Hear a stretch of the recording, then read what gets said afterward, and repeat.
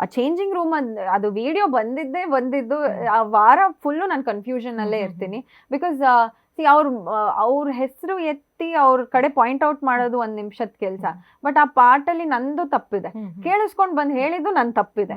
So ಅದು ಕೇಳಿಸ್ಕೊಂಡ್ಬಾರ್ದಾಗಿತ್ತು. First of all Gautami ಅವರು ಹೇಳ್ತಾರೆ, ರೀಸೆಂಟ್ ಆಗಿ ಅವರು ನಾಮಿನೇಷನ್ ಟೈಮಲ್ಲಿ ಹೇಳ್ತಾರೆ, ಈ ಒಂದು ಸಿಚುವೇಶನ್ ಅಂದ್ರೆ ಚೈತ್ರ ಅವ್ರು ಬಂದು ನನ್ನ ಹತ್ರನೂ ಮಾತಾಡಕ್ ಬರ್ತಾರೆ ಚೇಂಜಿಂಗ್ ರೂಮ್ ಅಲ್ಲಿ, ಬಟ್ ನಾನು ಅವಾಯ್ಡ್ ಮಾಡ್ತೀನಿ, ನಾನು ಹೇಳ್ತೀನಿ ದಯವಿಟ್ಟು ಏನು ಮಾತಾಡ್ಬೇಡಿ ಅಂತ ಹೊರಗಡೆ ಬರ್ತಾರೆ ಅವರು.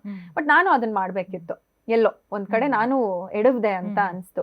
ಸೊ ದಟ್ ಇಸ್ ವೈ ನಾನು ಅವ್ರ ಹೆಸರು ತಗೊಳಲ್ಲ, ಅವ್ರ ಮೇಲೆ ಪಿನ್ ಪಾಯಿಂಟ್ ಮಾಡಲ್ಲ. ಬಟ್ ನಾನು ಯಾವಾಗ ಬಾಟಮ್ 2 ಆ ತರ ಬರ್ತೀನೋ ವೀಕೆಂಡ್ ಅಲ್ಲಿ, I think that was the right time. And Sudeep sir ಇರ್ಬೇಕಿತ್ತು ನನಗೆ, that was the right time ಅವ್ರ ತಪ್ಪನ ಪಾಯಿಂಟ್ ಔಟ್ ಮಾಡಿ ಹೇಳಕ್ಕೆ. ಬಿಕಾಸ್ ಎಲ್ಲಾರ್ಗೂ ಅಲ್ಲಿ ಕಂಟೆಸ್ಟೆಂಟ್ಸ್ಗೆ they deserve to know the truth, ಎಲ್ಲಾರು. ಅಂಡ್ ಜನಕ್ಕೂ ಅಷ್ಟೇ. ಅದೊಂದು ವಿಡಿಯೋ ಪ್ಲೇ ಆದ್ಮೇಲೆ ನೀವು ಟಾರ್ಗೆಟ್ ಆಗ್ಬಿಡ್ತೀರಿ ಮನೆಯಲ್ಲಿ, ಅಂದ್ರೆ ಎಲ್ರು ಅದೇ ರೀಸನ್ ತಗೊಂಡು ನಿಮ್ಮನ್ನ ನಾಮಿನೇಟ್ ಮಾಡ್ತಾರೆ. ಅಂಡ್ ಅಲ್ಲಿ ಹಾಟ್ ಸೀಟ್ ಅಲ್ಲೂ ಕೂತಿರ್ತೀನಿ, ಆ ವಾರ ಇಡೀ ನಾನು ಏನೋ ಅದ್ರ ಬಗ್ಗೆ ಮಾತುಕತೆ ಆಡಿರಲ್ಲ, ಯಾರಿಗೂ ಐಡಿಯಾನೇ ಇರಲ್ಲ ಇದು ಎಲ್ಲಿಂದ ಬಂತು ರೂಟ್ ಕಾಸ್ ಅಂತ. But I think they deserve to know the truth. So ಆವಾಗ ನಾನು ಹೇಳ್ತೀನಿ, ಚೈತ್ರ ಅವರು ಹಲ್ವಾರು ತರ ರಿಯಾಕ್ಟ್ ಆಗ್ತಾರೆ, ಬಟ್ ಮೋಕ್ಷಿತಾ ಅವರು ಸಾಕ್ಷಿಗಿರ್ತಾರೆ. Because she was also there present, and ಅವರು ನನ್ನ ಸ್ಟ್ಯಾಂಡ್ ತಗೊಂತಾರೆ. So I am very grateful for that.